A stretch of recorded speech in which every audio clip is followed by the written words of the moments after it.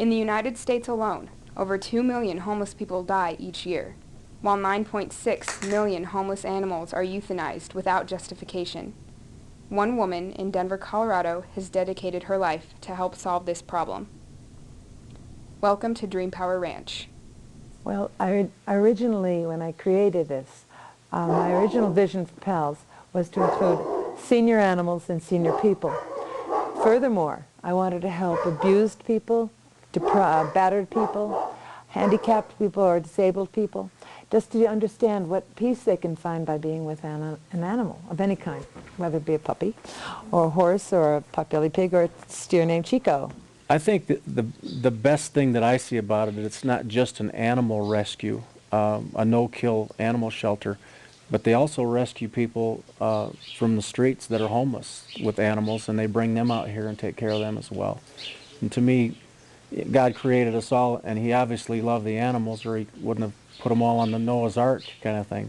So to me, rescuing animals and people together make this ranch very unique. Dreampower Animal Rescue agreed that they couldn't take dogs over 6, cats over 6. I was thinking, where do all those animals go? And they don't do well at the pounds. The shelters can't keep them, so they're euthanized. So I established PAALs, which is an acronym for People and Animals Living Synergistically. And the point is that I also recognize that there are a lot of old people who are discarded just like the animals because they're old. So I figured maybe I'd put the two together here on the ranch. Just to come out here and get your life in order, you know, this is a good place for it.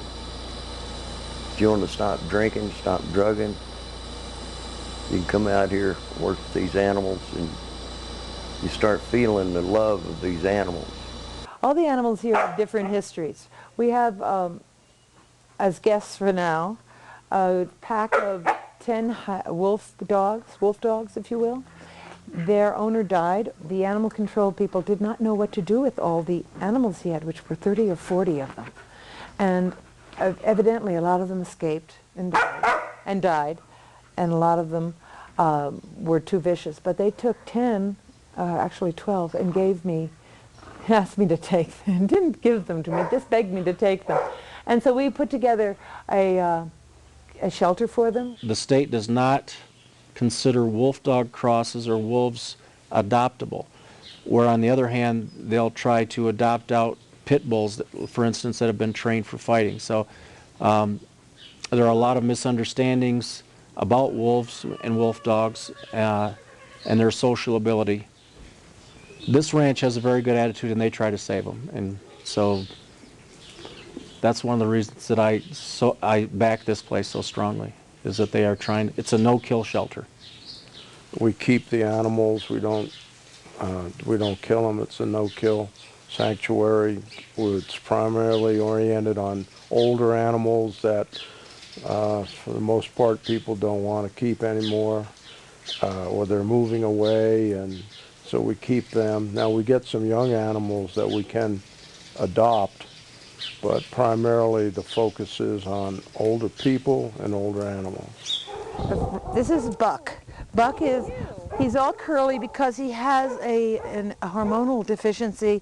It's Cushing's probably. It's a disease. And he's got, front end is totally crippled. He was overridden, over-cowboyed way back maybe, I've had him now for 7 or 8 years, so he's probably 20 by now. After an animal's been here a couple of days, you know, they feel the safety from the other animals. It's a great place to come. Great place to get your head together. And it's also a great place for the animals. As you're showing them love, they start returning that love. And you can feel it. You can actually feel how an animal is turning toward you. And you can walk down through the barn there, and you can just feel the warmth. I don't know how to explain it. You can just feel the warmth.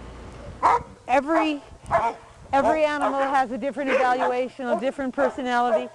I mean, some of them came as endowed animals because their owner died and the family found us. Some of them came from the Aurora shelter.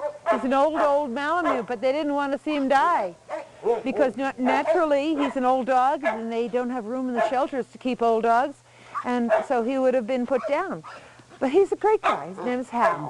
One of the guys in particular, I thought he had fallen asleep in the barn on a couple bales of hay, and I went over there and when I started talking to him, I said, "What are you doing?" He said, "This ranch has become my meditation." Talking to the guys, 2 or 3 of them have basically said the same thing, that dealing with the animals, there's no judgments. The animals aren't judging them. It's unconditional love almost, and so they find it very therapeutic. On a broad level, there is no difference between saving animals and saving humans because we're all alive. We all want to live. And I don't really have a major value judgment on that.